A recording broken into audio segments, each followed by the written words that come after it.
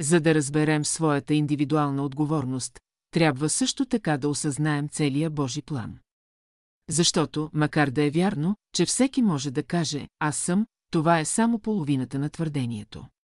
Наоколо всички останали произнасят същите думи, а над всичко бди вечният Отец. В неговия замисъл «Аз съм на единия» не може да пречи на «Аз съм на всеки», а по-скоро ще му служи. В съвършените хармонии на съвършените личности Бог най-накрая изпълнява своето собствено «Аз съм». И все пак още веднъж, в това разглеждане е важно да се помни, че помощта за изпълнението на живота може да дойде от другите, но в много ограничени рамки. Аз мога само да ви говоря за основните светлини, които са озарявали моя път, за да може да ви се помогне да откриете светлината, която е съществена за вашия живот. Невъзможно е за мен да заявя възможностите на вашето същество, нито вие можете напълно да разберете моите. Няма нищо по-важно от това да пазим живота от намесата и влиянието на другите.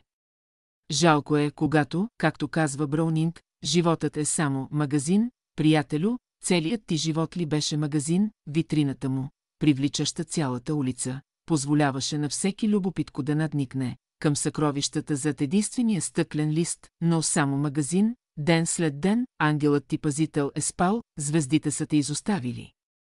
Съдбата ти е изиграла лоша шега, защото където са тези богатства, там трябва да са и сърцата ни, Боже, колко далеч сме, много по-добре е да пазим в тайна съкровеното, както в Божието присъствие, отказвайки да разкриваме на любопитни очи това, което, както казва Браунинг, е думът ни. Да ви разкаже ли живота си със сонет? Интересува ли ви къде живея?